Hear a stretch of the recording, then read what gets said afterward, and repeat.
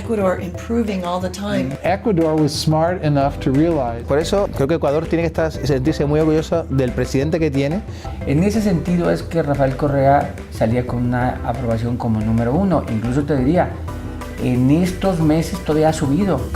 We believe that in Ecuador things were much better because there was a political program behind. Los niveles de endeudamiento del Ecuador han alcanzado los menores niveles históricos. Los mismos estudios comparan el progreso de Ecuador junto al de Colombia y Colombia se queda 30 años abajo. The image of Ecuador, the awareness of Ecuador, I think that's where you see changes taking place. El rol que está teniendo en este momento, por una parte el presidente Correa, por otra parte su revolución ciudadana, se distingue a escala internacional como una de las experiencias más interesantes, porque se está llevando a cabo lo que podríamos llamar una refundación del país, una reconstrucción política, pero también social, económica, cultural del país. Y por consiguiente esto se observa con un gran interés a escala internacional. ¿Tú crees que la política de Rafael Correa es original? Sí, es evidente.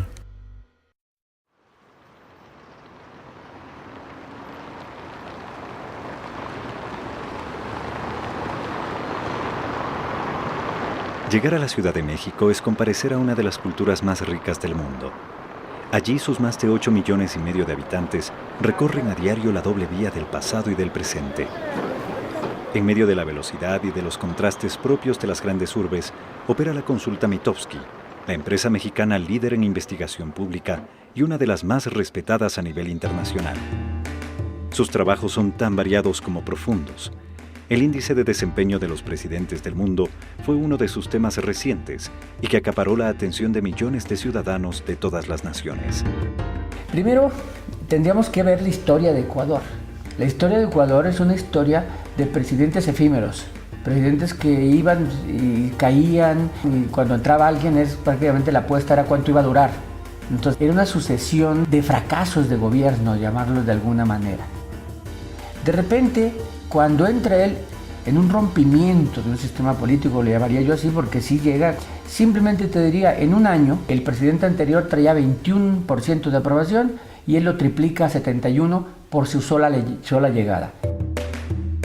La crisis mundial del 2008 no afectó la credibilidad de un presidente tenaz que tomó medidas sociales y económicas acertadas y aceptadas en el electorado, con el que desarrolló una inédita relación de lealtad.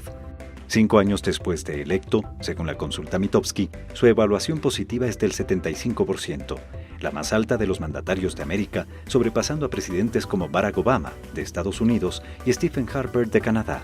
En ese sentido es que Rafael Correa salía, que me acuerdo en septiembre, con el 75% de aprobación, salía con una aprobación como número 1. Incluso te diría, en estos meses todavía ha subido, anda por el orden de 81% en este momento. Todavía está más arriba de lo que lo reportamos en la última recopilación. Atenas, Grecia. Caminar por las ruinas de una civilización que transformó al mundo estremece. Al igual que mirar cómo cientos de manifestantes no alcanzan a entender en qué momento su país se fue a la ruina. Grecia se desmorona y su origen es conocido. El sistema bancario privado promovió una serie de riesgosas facilidades para el acceso a un crédito desmedido, antitécnico e irresponsable. Los ciudadanos griegos cayeron ante ese espejismo, provocado por una banca que no tuvo la regulación y el control adecuados, complicando un escenario crítico que ahora el gobierno quiere resolver, evitando cobrar y recuperar el dinero que prestó a la banca en problemas. Para ello, requiere de unos recursos económicos que busca hallar a costa del sacrificio ciudadano, incremento de impuestos, reducción de salarios y pensiones de jubilación, entre otros. Cuando el primer ministro Yorgos Pandreou propuso un referéndum para consultar a la población si es que estaba dispuesta a someterse a nuevos sacrificios con tal de pagar la deuda, se dice que los países de la Unión Europea le cerraron el paso y simplemente lo derrocaron. En su lugar, se establece una dictadura financiera con un banquero a la cabeza, al mando de un gobierno tripartito que no fue elegido por el pueblo.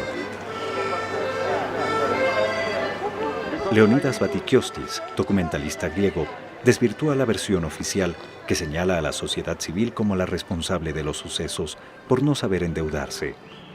Endeudocracia evidencia la responsabilidad de la banca, su anuencia indiscriminada ante las recetas del Fondo Monetario Internacional. En este documental, Vatikiostis destaca la actitud de Ecuador frente al Fondo Monetario Internacional. We knew about the example, we knew about the audit commission that he created some years ago, so we started following information and tried to find information about him.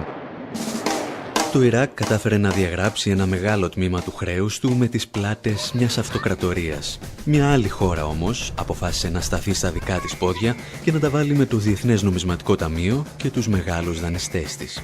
Κατάφερε να αποδείξει ότι το χρέος της ήταν όχι μόνο απεχθές, αλλά παράνομο και αντισυνταγματικό. Καλώς ήρθατε στον Ισημερινό. Actually, I made a radio program about Rafael Correa and Ecuador and this audit commission, and it was the first time that so many people called and were asking for more information, journalists, even politicians, and actually that was the first idea that we should present the work that was going on in countries like Ecuador, especially with the audit commission.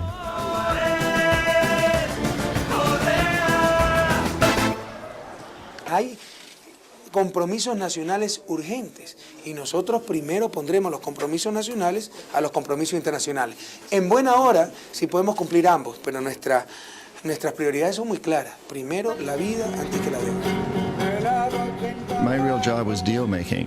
It was giving loans to other countries, huge loans, much bigger than they could possibly repay. And one of the conditions of the loan, let's say $1 billion loan to a country like Indonesia or Ecuador, and this country would then have to give 90% of that loan back to a U.S. company or U.S. companies to build the infrastructure, a Halliburton or a Bechtel. These were big ones. And those companies would then go in and build an electrical system or ports or highways, and these would basically serve just a few of the very wealthiest families in those countries. The poor people in those countries would be stuck ultimately with this amazing debt that they couldn't possibly repay. They understood that there are similarities, they understood that you can change things even if you are a small country. What the mainstream media was trying to say towards them is that, look, Ecuador, it has oil and it's a different situation, but I think that they understood that it's not about oil, it's not about resources, it's about political will to change things. Il faut aussi, dans l'économie faite par l'Équateur, compter les intérêts qu'il aurait fallu payer jusque 2012 ou 2030. Et si on prend tout en compte, c'était une économie de 7 000 millions, de plus de 7 000 millions de dollars pour l'Équateur. Donc une économie très importante pour le pays, ce qui a permis au gouvernement d'augmenter très fortement les dépenses d'éducation, de santé, pour la création d'emplois aussi, pour l'amélioration des infrastructures. Ecuador is no longer in sale, you know?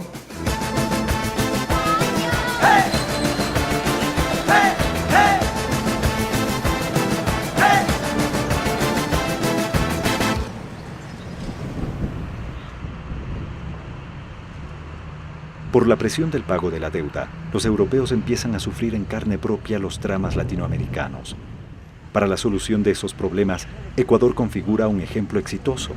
Este es el pensamiento de Ignacio Ramonet, cientista social, especialista en geopolítica y exdirector del influyente y prestigioso Le Monde Diplomatique de Francia. Hoy día en Europa, por ejemplo, se está viviendo un poco lo que se vivió en América Latina en los años 70-80, lo que se llamó las crisis del ajuste estructural y la crisis de la deuda externa, ¿verdad? Y hay que decir que para muchos intelectuales europeos, precisamente, la idea es que miremos a la experiencia de América Latina, cómo América Latina ha podido salir de la crisis de la deuda y, en vez de llevar a cabo, como se está haciendo en Europa, una destrucción del estado de bienestar, al contrario, tratar de construir un estado de bienestar como se está haciendo en Ecuador.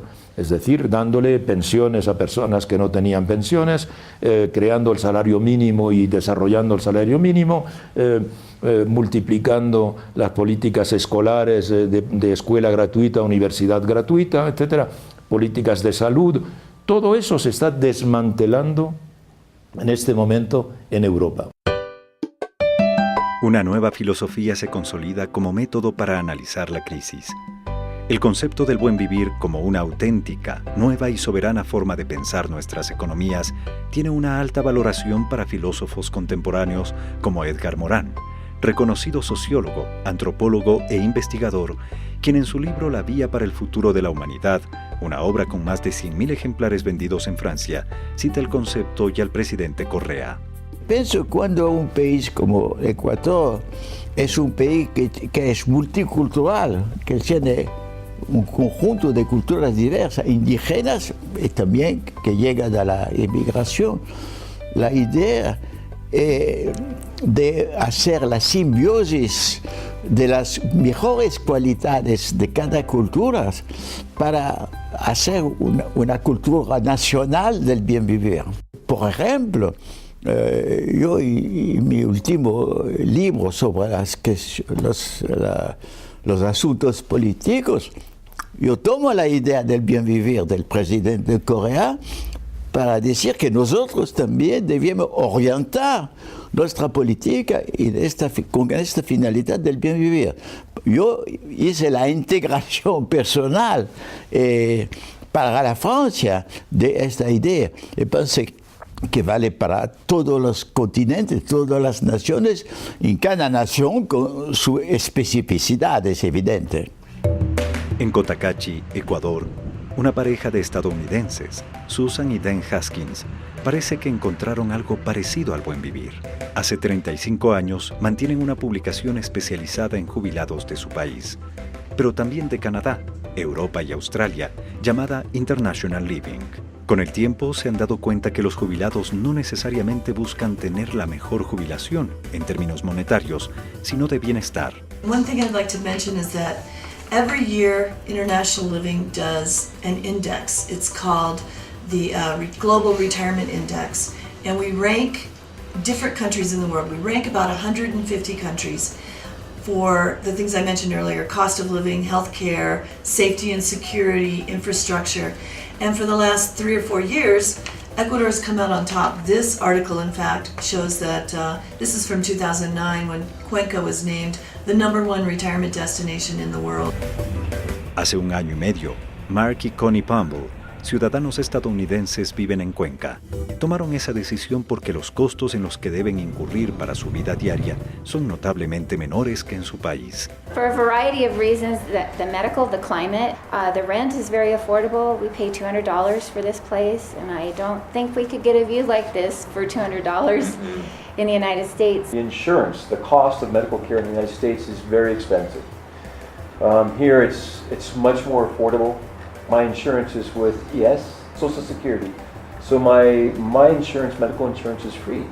I think the changes are for the better in Ecuador. I think Ecuador is really doing a great job in listening to the needs of what the people want. But I think Rafael Correa is doing a good job.